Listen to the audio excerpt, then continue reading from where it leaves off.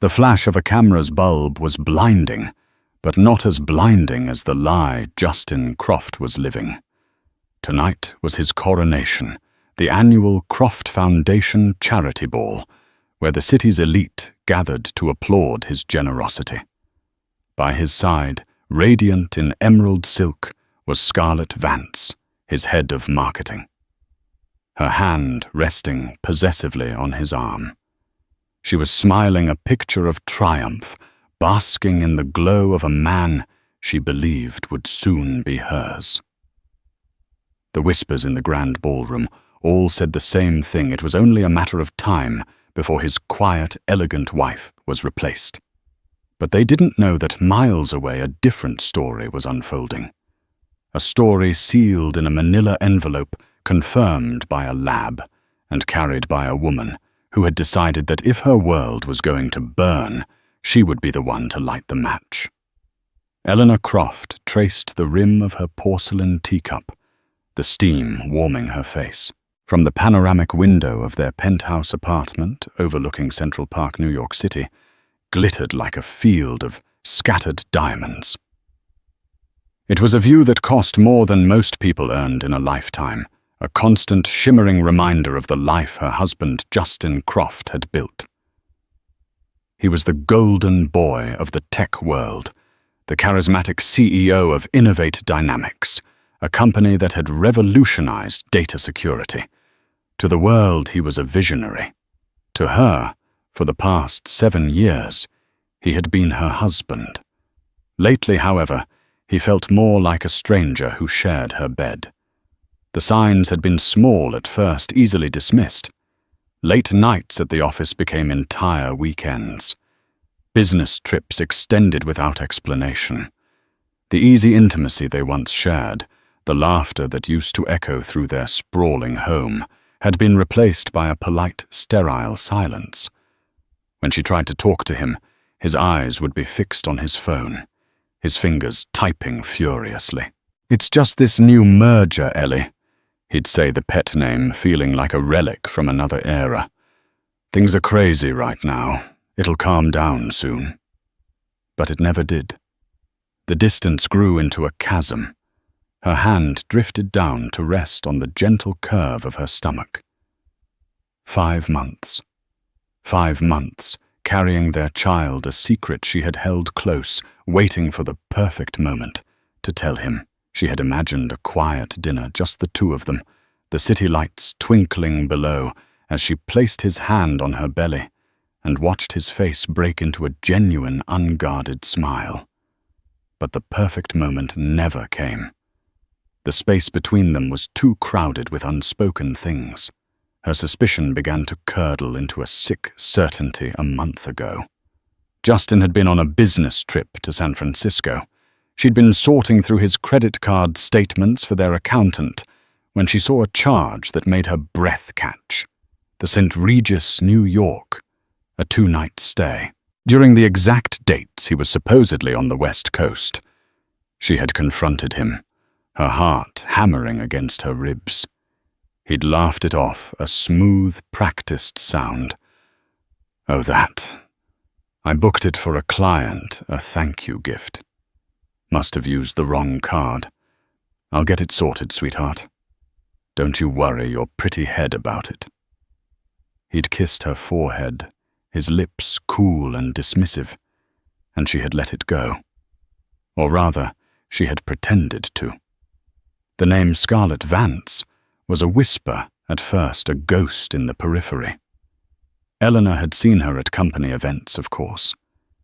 She was Justin's star executive, the fiercely ambitious head of marketing he'd personally scouted from a rival firm. She was everything Eleanor wasn't: sharp, loud, dressed in bold colors that demanded attention. She moved with the predatory grace of a woman who knew exactly what she wanted and wasn't afraid to take it. Eleanor had watched the way Justin looked at her, a spark of something more than professional appreciation in his eyes. She had told herself she was being paranoid insecure.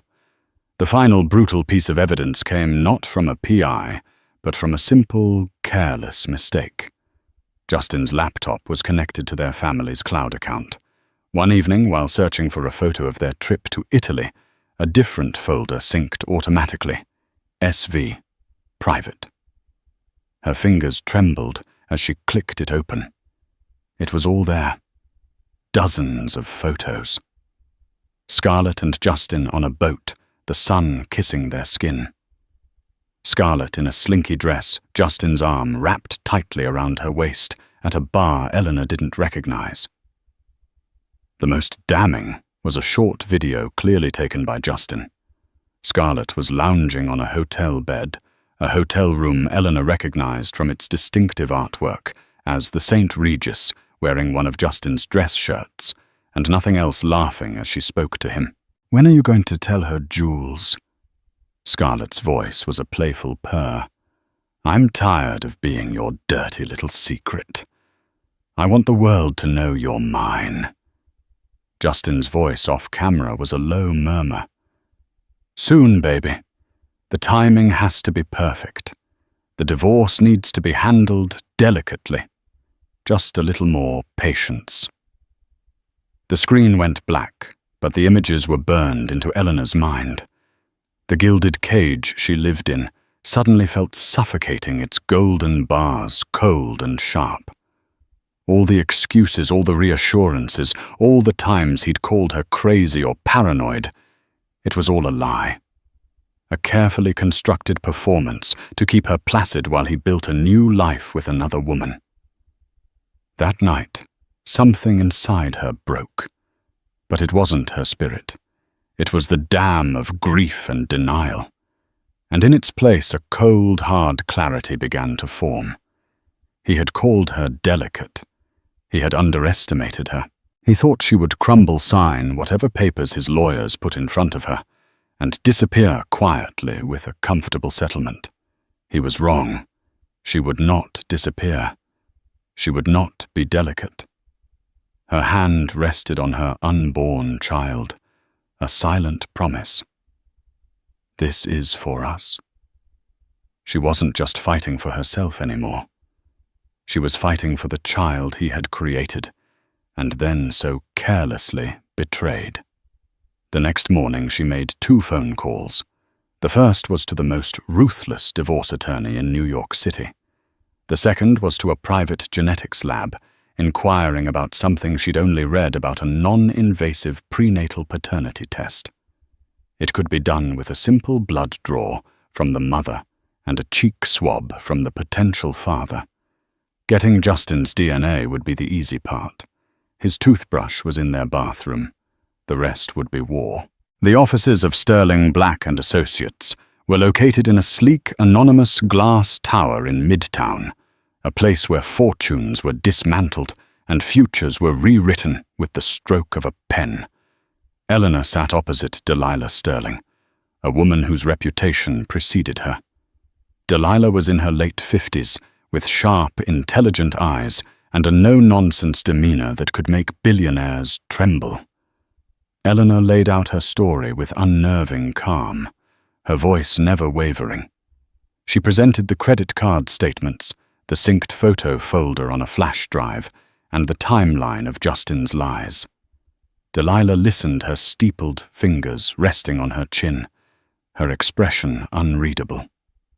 "Most women in your position come in here with tears," Delilah noted when Eleanor had finished. "You haven't shed one." "My tears won't get me what I want," Eleanor replied, her voice as cool as the marble table between them. "And what is that, Mrs. Croft? I want to be free of him, but I will not be erased. I helped him build that company. My inheritance was his seed money. My social connections opened the doors his new money couldn't. I will not be paid off and discarded like a failed prototype." Her gaze was direct. "And most importantly, he will acknowledge his child. Publicly. Irrefutably." Delilah nodded slowly, a faint glimmer of respect in her eyes. "Irrefutable proof is the bedrock of any good strategy. What do you have in mind?" "I've scheduled a NIP test," Eleanor said. "I have a sample of his DNA. The lab will have the results in 7 to 10 business days." This time, Delilah allowed a small, sharp smile. "Excellent.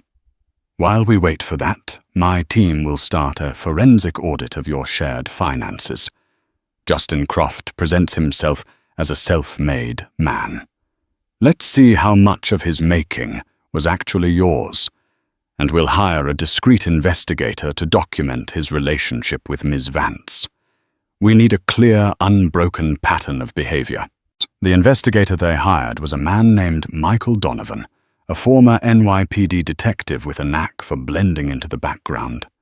His reports arrived daily in a coded email painting a sordid picture of Justin's double life. Donovan chronicled lunches at out-of-the-way bistros, late-night entries into a luxury condo in Soho, registered to a shell corporation, and weekend trips to the Hamptons. The condo was the key.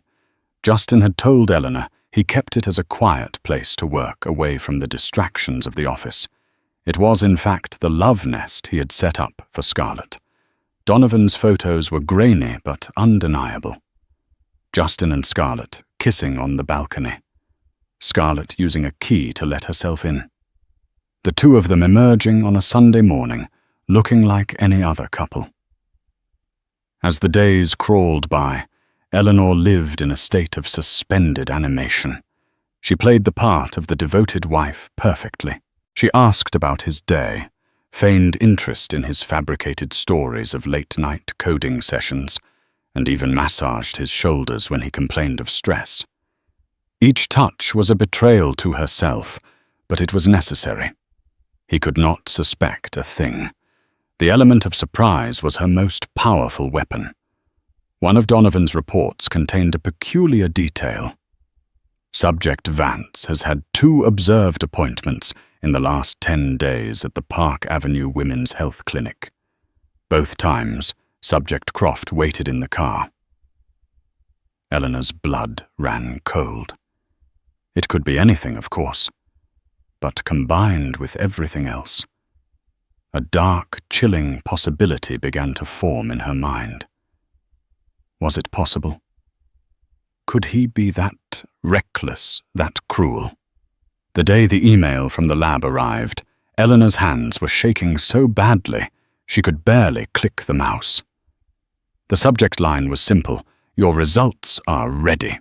She took a deep breath, opened the attached PDF, and scrolled down past the medical jargon to the conclusion. Probability of paternity: 99.999%.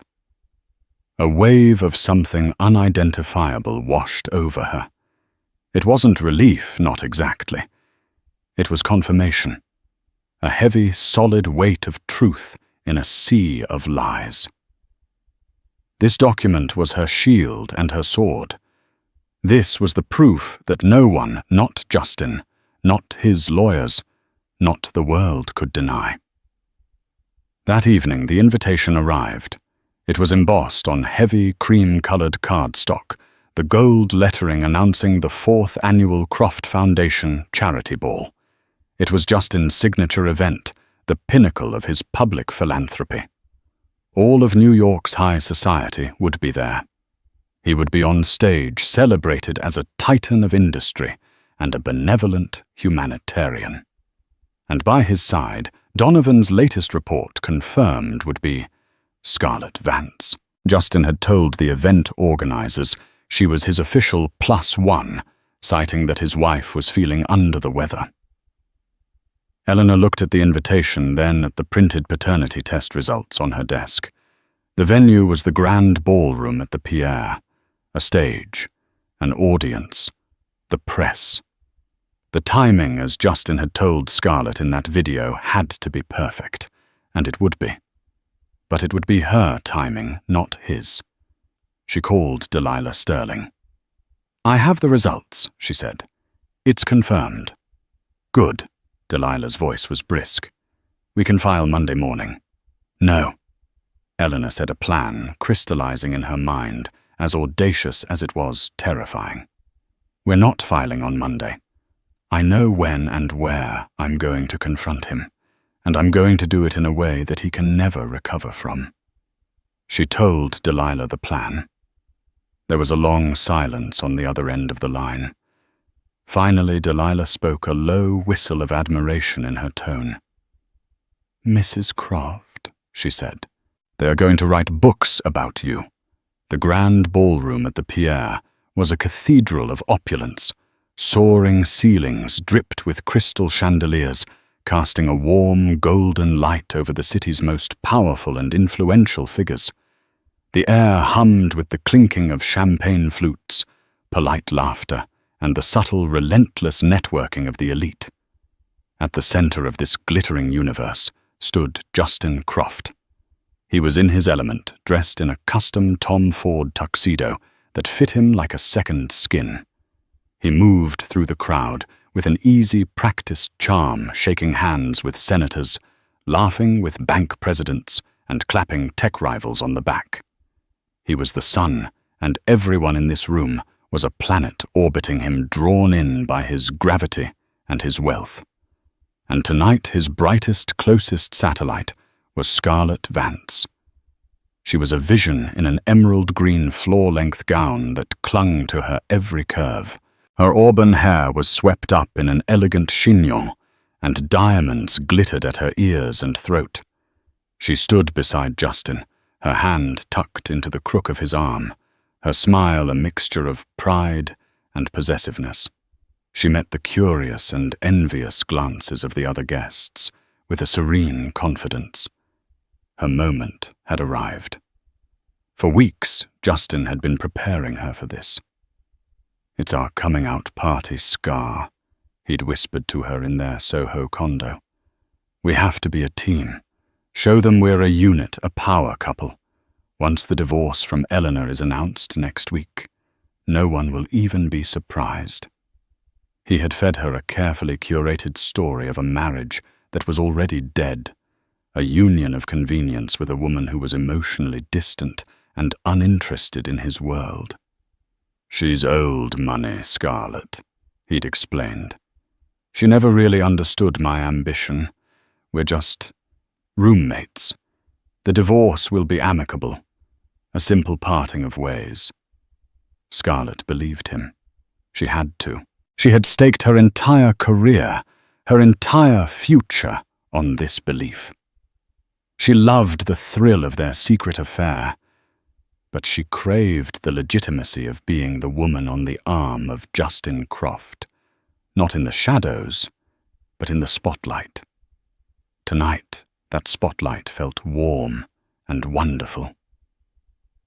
"You're staring," Justin murmured, his lips brushing her ear, sending a shiver down her spine.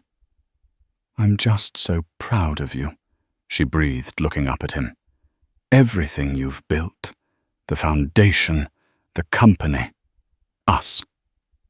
"This is just the beginning," he promised, giving her hand a squeeze. His eyes scanned the room, a king surveying his court. Everything was going according to plan. The foundation was set to announce a record-breaking donation to the Children's Hospital. The press was here in force. His reputation as a philanthropist was more secure than ever, a perfect shield for the messy personal business to come. He'd have his lawyers serve Eleanor the papers on Monday. By then, the narrative would be set. Justin Croft, the brilliant humanitarian, amicably splitting from his quiet wife and finding new happiness with his dynamic partner, Scarlett Vance. It was clean. It was manageable. A well-known society columnist, Brenda Maxwell, approached them, her pen poised over her notepad. "Justin, Scarlett, you two look absolutely stunning together. The talk of the town, Scarlett, that dress is to die for. Tell me, is this an official debut for you two as a couple?"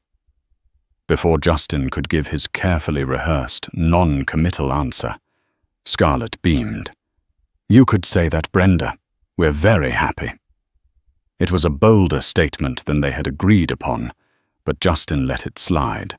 Her eagerness was part of her charm. As the evening wore on, the grand narrative of Justin Croft, the benevolent genius, was woven with every speech and toast. He took the stage to a thunderous ovation, the lights glinting off his perfect white teeth. "Generosity," he began, his voice resonating with practiced sincerity, "is not about giving what you have left over. It's about giving a piece of yourself. It's about building a legacy, about creating a better future for our children." Scarlett watched from a front-row table, her heart swelling with adoration. He was magnificent. This was the man she was going to spend her life with, the father of the child she was now secretly thrillingly carrying. She hadn't told him yet. It was her trump card, the final piece that would cement her place in his life forever. She imagined telling him tonight after the gala, the two of them wrapped in each other's arms, celebrating their public triumph. Miles away in her silent apartment, Eleanor Croft was also preparing. She stood before a full-length mirror, not in a ball gown, but in a simple, impeccably tailored navy blue dress. It was elegant, professional, and understated. It was armor. Her hair was pulled back in a severe, neat bun. Her makeup was minimal. She did not look like a woman scorned about to cause a scene. She looked like a CEO about to chair a hostile board meeting. On her passenger seat lay a crisp brown leather briefcase. Inside were three things: a copy of the paternity test results, a letter from Delilah Sterling's law firm, formally notifying Justin of the impending divorce proceedings on the grounds of adultery, and a second, much thicker manila envelope.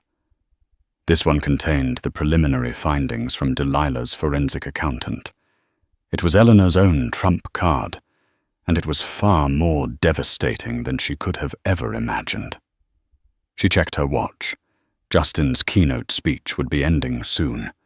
The live auction would begin the moment of peak attention and press focus. It was time. She picked up the briefcase, her hand steady her heart, a cold, hard stone in her chest. The doorman hailed a cab for her. "The Pierre Hotel, please," she said to the driver, her voice a calm, level whisper against the backdrop of the humming city. The energy in the ballroom was at its peak. Justin had just concluded his speech with a pledge of $5 million from his personal fortune, and the room erupted in a standing ovation. He stepped down from the stage, his face flushed with triumph, and walked directly to Scarlett, pulling her into a brief, possessive kiss that was captured by a dozen flashing cameras. It was a calculated act, a public branding. "She is with me." The auctioneer, a fast-talking man with a silver gavel, took the stage to commence the charity auction. The first item was a week-long stay at a private villa in Tuscany. The bidding was spirited, the paddles flying up. Justin, feeling magnanimous, entered the fray, his easy smile never leaving his face. It was in this moment of peak celebration that Eleanor Croft arrived. She didn't storm in. She didn't weep or shout. She entered through the main doors with the quiet, purposeful grace of someone who belonged there. The security guard at the entrance, a man who had seen her on Justin's arm at this same event for the past 3 years, simply nodded and stepped aside. A few heads turned as she walked in. Murmurs rippled through the outer tables. "Isn't that Eleanor Croft? I thought she was ill. What is she wearing? It's not a gown." She ignored them, her eyes fixed on one point across the vast room. Table 1, where her husband was sitting with his arm draped casually over the back of Scarlett Vance's chair. Justin was in the middle of a bidding war with a rival CEO laughing as he raised his paddle. 100,000, he boomed to appreciative applause. Scarlett saw her first. Her smile faltered, a flicker of confusion in her eyes. She nudged Justin, her voice a low hiss. "Jules! Look!" Justin turned, his own smile freezing on his face. It was as if the temperature in the room had dropped 20 degrees. He saw Eleanor, not as the mousy, compliant wife he had left at home, but as a stranger. Her composure was absolute, her expression unreadable. She wasn't looking at him with hurt or anger, but with a chillingly detached focus, like a scientist observing a specimen. He slowly lowered his bidding paddle. The auctioneer, sensing the sudden shift in the room's atmosphere, stumbled over his words. "Do I hear 105? 100 and... The whispers grew louder, spreading like wildfire from table to table. The clinking of glasses and cutlery ceased. A heavy, expectant silence began to fall over the grand ballroom. Eleanor continued her slow, deliberate walk, her heels clicking softly on the polished marble floor. It was the only sound in the cavernous space. She stopped when she reached their table. She didn't look at the other guests seated there, the senator, the bank president, their stunned wives.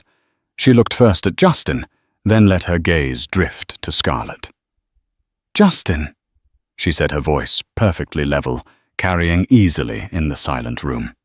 "Scarlett, you both look so happy." Scarlett, recovering her composure, gave a tight, condescending smile. She thought she understood. This was the pathetic, scorned wife come to make a scene. "Eleanor," she said, her tone dripping with false pity, "I don't think this is the time or the place." "On the contrary," Eleanor replied, her eyes locking onto Scarlett's, "I think this is the perfect time, and this is most certainly the place." Justin finally found his voice. He stood up, attempting to take control, to manage the situation. He tried for a tone of gentle concern, the one he always used when he was gaslighting her. "Ellie, sweetheart, you should be at home resting. You're not well. Let's go outside and talk." He reached for her arm. Eleanor took a single step back, just out of his reach. The small movement was a definitive rejection, a severing. "Don't call me that," she said, her voice dropping an octave, losing its conversational tone and gaining a razor's edge. "And I am not going anywhere with you. I'm here to deliver something." She placed her leather briefcase on the table with a soft final thud. The sound seemed to echo in the silent hall. Every eye was on her, on the briefcase, on the unfolding drama that was infinitely more compelling than any auction. The press photographers, sensing blood in the water, began to edge forward, their lenses trained on the trio at table 1. Eleanor's fingers went to the latches on the briefcase. "Justin, you've always been a man who values clarity and data. You built your empire on it. You believe in irrefutable proof." She snapped open the first latch. The click was as loud as a gunshot. "So I thought it was only fair that I bring you some." She snapped open the second. With both latches open, Eleanor lifted the lid of the briefcase. She didn't rush. Her movements were economical and precise. She reached inside and pulled out the first item, a single crisp sheet of paper protected in a plastic sleeve. It was the letter from Delilah Sterling's law firm. She slid it across the white linen tablecloth until it stopped directly in front of Justin's plate. "This is for you, Justin. It's a notice of my intent to file for divorce on the grounds of adultery. I believe the legal term is marital misconduct. My attorney, Delilah Sterling, will be in touch with your legal team on Monday morning to discuss the dissolution of our assets. All of them." Justin stared at the letterhead, the name Sterling Black and Associates seeming to leap off the page. He knew the name. Everyone knew the name. It was a name that meant scorched earth litigation. His mask of concern evaporated, replaced by a flash of pure fury. "You can't be serious, Eleanor. You're going to try and humiliate me. Here, humiliation. Eleanor's laugh was short and devoid of humor. You have no idea what that word means. Not yet. Her hand went back into the briefcase. This time she withdrew the paternity test results. She held the document up for a moment, letting the letterhead of the American Genetics Laboratory be seen by anyone watching. You see, Justin, she continued, her voice a clinical, steady drone that cut through the tension. When I discovered I was pregnant with our child, I was overjoyed. But then I discovered a few other things as well.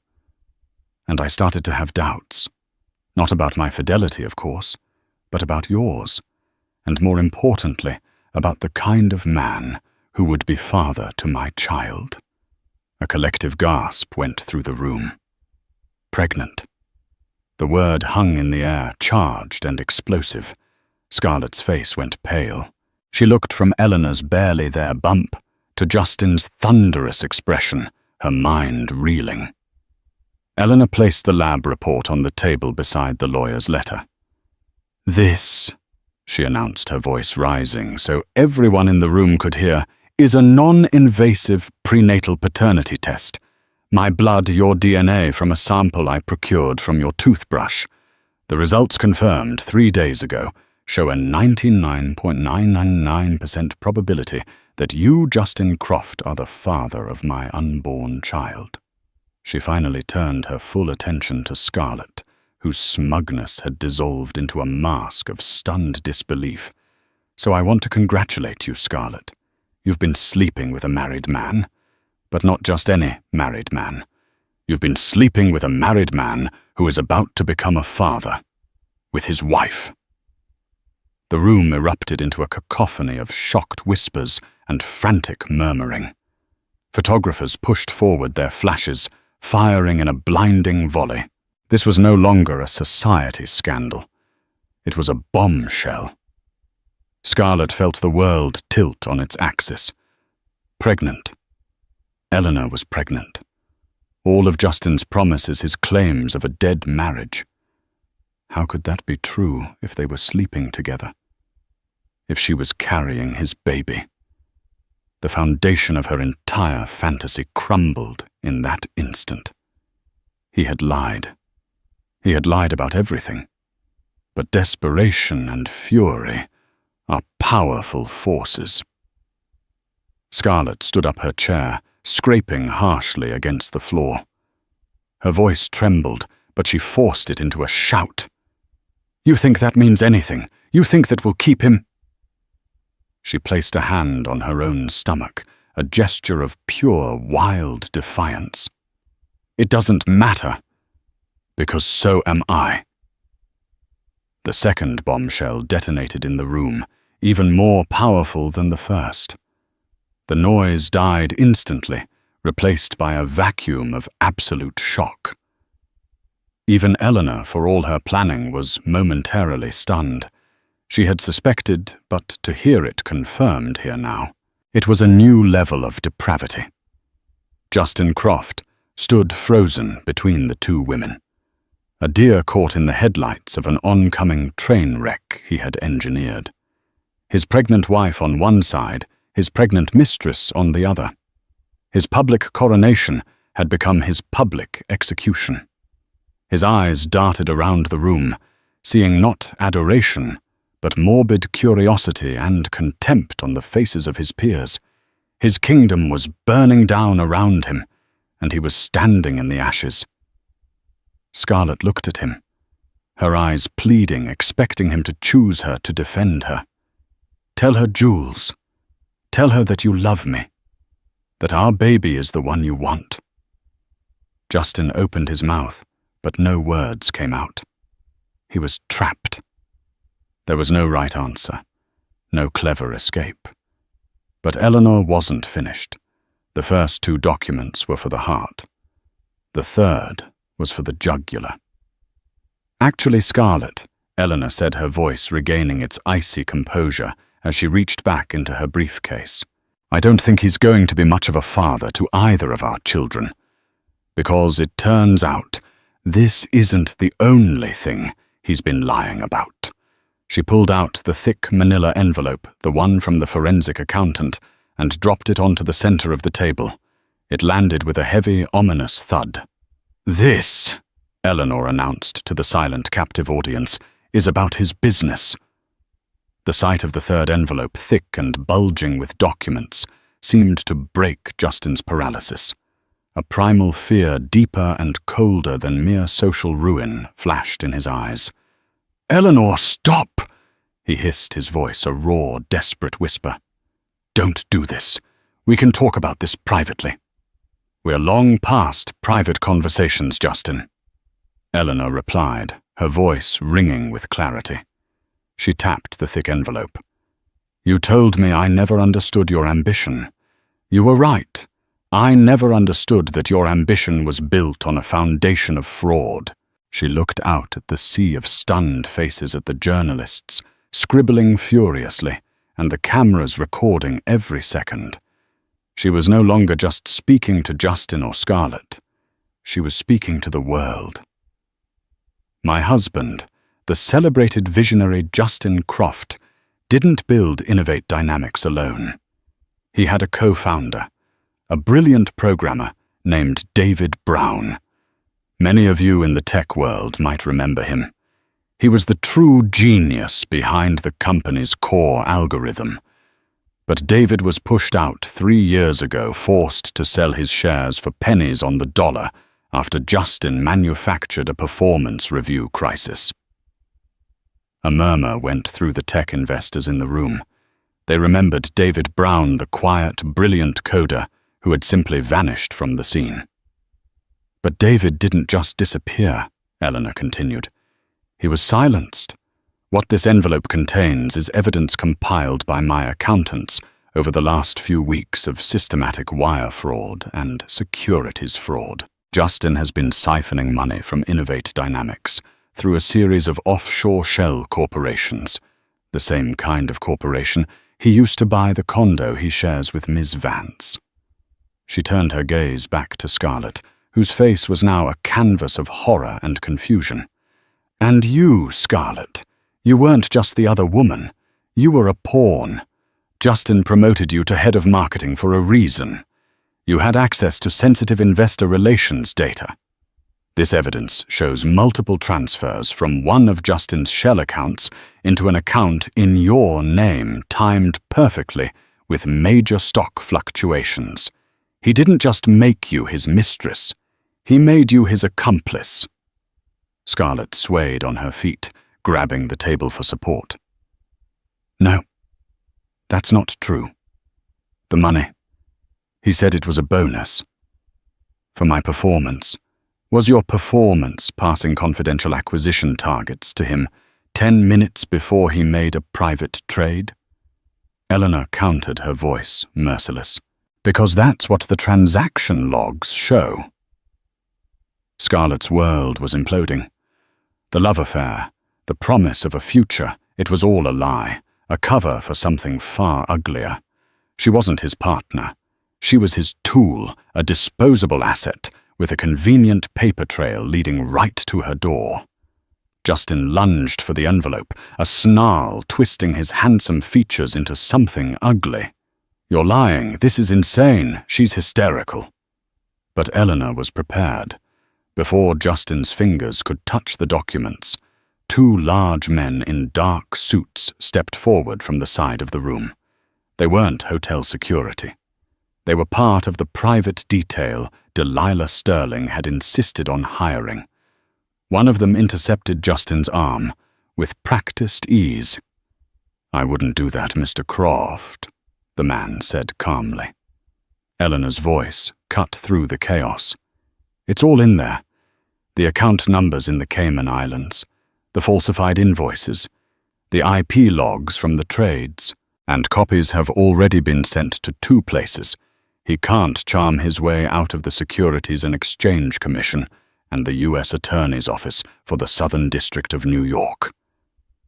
That was the final blow. Not just a marital dispute, not just a messy affair, but federal crimes, the kind that came with frozen assets, public indictments, and prison sentences. The name Justin Croft had built into a monument of success had just been reduced to rubble. The ballroom was in chaos. People were on their feet, shouting, recording on their phones. The gala was over. The legend of Justin Croft was over. Justin stood, held in place by the security guard, his face ashen. He looked at Eleanor, truly seeing her for the first time in years.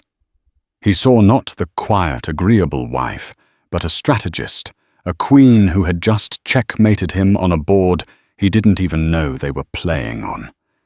He had thought he was the predator, the master of his universe. But he had been the fool, and he had created his own destroyer. Eleanor picked up her briefcase. Her work here was done. She gave Scarlett one last long look, not of triumph, but of something akin to pity. "He was never going to leave me for you," she said, her voice soft now, almost a whisper. "He was never going to leave the woman whose family money and social standing gave him his start. You were just a convenience, a temporary distraction, and now you're a liability he can no longer afford." With that, Eleanor Croft turned her back on the wreckage of her husband's life and walked away. She moved through the stunned, parting crowd, her head held high, her steps even and sure. She didn't look back. She was walking toward her future, and for the first time in a very long time, it was entirely her own. The fallout from the Croft Foundation charity ball was immediate and spectacular. By morning, the story was on the front page of every major newspaper and the lead item on every news channel. "The Gala of the Damned," one tabloid called it. The footage shot on guests' phones went viral, a real-life soap opera of lust, greed, and betrayal, played out in high definition. Justin Croft was arrested 2 days later. The SEC and the FBI, armed with the meticulously organized evidence provided by Eleanor's team, moved swiftly. His assets were frozen, his passport confiscated. The charming tech mogul was photographed in handcuffs, his face pale and haggard, a stark contrast to the confident philanthropist he had been just 48 hours earlier. Innovate Dynamics' stock plummeted, and the board of directors convened an emergency meeting, swiftly voting to remove him as CEO. Scarlett Vance found herself in her own personal hell. Subpoenaed by federal investigators, she was caught between a rock and a hard place. The money in her account was undeniable, and Justin, in a desperate attempt to save himself, immediately pointed the finger at her, claiming she was the mastermind behind the insider trading scheme. Facing serious charges and the reality that she had been utterly played, Scarlett did the only thing she could. She hired a lawyer and agreed to cooperate fully with the prosecution in exchange for a plea deal. Her career was over, her reputation destroyed, and she now faced the prospect of raising a child alone forever, linked to the biggest scandal of the decade. Eleanor, however, was insulated from the chaos she had unleashed. Under the shrewd guidance of Delilah Sterling, she navigated the storm with precision. Her prenuptial agreement, combined with the clear evidence of Justin's financial fraud and marital infidelity, gave her immense leverage. More than that, her initial seed money and her family's early investments in Innovate Dynamics made her a significant shareholder. With Justin removed and the company in crisis, the board was in disarray. They needed stability, a clean break from the past, and a leader who wouldn't spook the already terrified investors. To the surprise of the entire financial world, Eleanor, backed by a consortium of early investors her father had known for years, made a bid for control. She wasn't the quiet background wife anymore. In the depositions and board meetings, she was sharp, articulate, and deeply knowledgeable about the company's foundational technology, something she had made a point to learn during the early years. She presented a clear, decisive plan to restructure the company, oust the corrupt executives loyal to Justin, and re-establish trust with a new era of transparency. The board, desperate for a lifeline, agreed. Eleanor Croft was named interim CEO of Innovate Dynamics. 6 months later, Eleanor stood in the same office where Justin had once reigned. The view of Central Park was the same, but the woman looking out was entirely different. She was no longer the wife of a powerful man. She was the powerful man, or rather, the powerful woman. The company under her leadership had stabilized. She had brought back David Brown, Justin's brilliant and wronged co-founder, appointing him Chief Technology Officer, and publicly restoring his legacy. Together, they were rebuilding not on lies and ego, but on genuine innovation and integrity. Her hand rested on her now prominently rounded stomach. She felt the baby kick a strong, reassuring flutter. This child would be born into a very different world than the one she had imagined. It would not be a gilded cage, but a world built on its mother's strength and resilience. There was no bitterness in her heart, only a quiet, fierce determination. She had been betrayed, but she had refused to be a victim. She had taken the shattered pieces of her life and forged them into a crown. A new email pinged on her computer. It was from the U.S. Attorney's Office.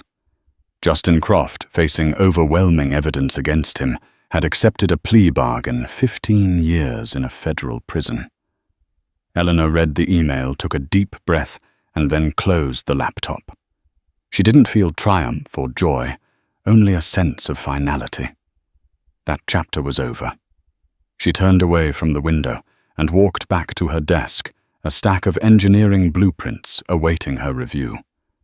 She had a company to run, a future to build, and a child to raise. And for the first time, she was doing it all on her own terms. The mistress was gone, the millionaire was in chains, and the wife was just getting started. The 6 months that followed the gala were a blur of depositions, board meetings, and product line overhauls. Eleanor worked with a relentless surgical focus, excising the rot of Justin's regime from Innovate Dynamics. She was respected and in some corners feared. She moved through the world as a titan, a woman forged in the fires of betrayal. But every evening when she returned to the silent, cavernous penthouse, the echoes of her old life remained. She would catch her reflection in the dark panoramic windows, her pregnant form silhouetted against the glittering city, and feel a profound and unsettling solitude. The victory had been absolute, but the cost was a life devoid of the softness she had once known. Her son was born on a crisp autumn morning, a healthy 7-pound boy, with a startling shock of dark hair, just like Justin's. She named him Ethan. Holding him for the first time, Eleanor felt a fierce, primal wave of love that was so powerful it almost brought her to her knees. It was a love untainted by the past, a pure, clean slate. In Ethan's tiny, perfect face, she saw not the man who had betrayed her, but the future she had fought for. He was her true legacy. It was 2 weeks after Ethan's birth that Delilah Sterling called. Her tone was unusually hesitant. "Eleanor, I've received a rather delicate inquiry." "From whom?" Eleanor asked, rocking Ethan's bassinet with her foot as she reviewed a quarterly report. "From Scarlett Vance's attorney," Delilah said. "Ms. Vance gave birth to a boy last week. A paternity test confirmed Justin is the father. He's been named Leo." Eleanor stopped rocking. A cold stillness settled over her. She knew logically that this was inevitable, but the reality of it, of another child, a half-brother to her son born of the same deceit, was a punch to the gut. "What does she want, Delilah? She's not asking for money, not directly." Delilah clarified. Her plea deal requires she forfeit all assets tied to the fraud. She's penniless and unemployable. Her attorney is floating a balloon, seeing if a private arrangement can be made for the child's welfare to keep him from becoming a ward of the state or a casualty of the public record. Eleanor's first instinct was a flare of hot, white anger. Let her suffer. Let her deal with the consequences of her choices. It was Scarlett's smug smile at the gala, her possessive hand on Justin's arm, that flashed in Eleanor's mind. Tell her to go through the courts like anyone else, Eleanor said, her voice hard. Justin's remaining assets are tied up in restitution and lawsuits. She can get in line. I can do that, Delilah said quietly. But Eleanor, the child, Leo Vance, he is Ethan's brother. This will follow them their entire lives. The press will have a field day when they discover Justin Croft has 2 sons born weeks apart, one raised in a penthouse, the other in poverty. The narrative, it's not a good one for the new public face of Innovate Dynamics. Delilah was right. It wasn't just a personal issue. It was a matter of public relations of legacy. More than that, it was a question that pricked at the edges of her conscience. What was her victory, for if it created another victim? Could she look her son in the eye in 20 years and tell him she had allowed his brother to grow up with nothing, all because of a war that was already won? I want to see her. Eleanor said the words, surprising even herself. I would strongly advise against it, Delilah countered. Alone. No lawyers, Eleanor insisted. Set it up, a neutral location, tomorrow. The meeting took place in a private room at a quiet, discreet hotel in the West Village. Eleanor arrived first, ordering a pot of tea. When Scarlett walked in, Eleanor was shocked at her appearance. The vibrant, predatory woman from the gala was gone. In her place was a pale, exhausted-looking new mother, dressed in ill-fitting clothes, dark circles under her eyes. She clutched a worn handbag to her chest like a shield. She looked broken. For a long moment, they just stared at each other across the table. Thank you for meeting me, Scarlett finally whispered, her voice hoarse. I'm not here for you, Scarlett, Eleanor said, her tone cool and measured. I'm here because our sons share a father. Scarlett flinched at the bluntness but nodded. I know, I never wanted any of this. Not like this. He told me you were getting divorced. He told me the baby, your baby, wasn't his. Eleanor felt a fresh stab of disgust at Justin's bottomless capacity for cruelty. He would have denied his own son just to keep his mistress content. What he told you is irrelevant now, Eleanor said. Tell me what you want. Tears welled in Scarlett's eyes, and this time they weren't theatrical. They were the raw, helpless tears of a person at the end of their rope. I have nothing, Eleanor. My parents won't speak to me. No one will hire me. I'm living in a tiny apartment in Queens, and I'm about to be evicted. I look at my son.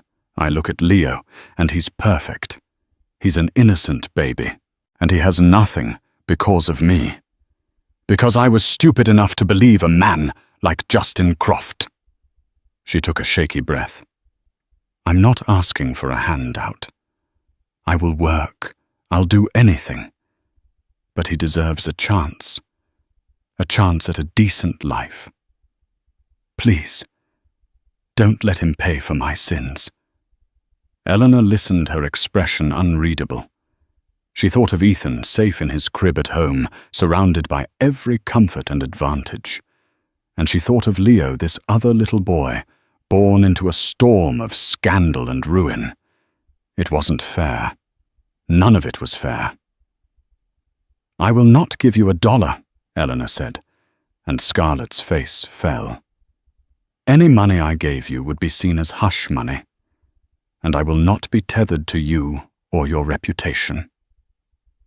She paused, letting the weight of her words sink in.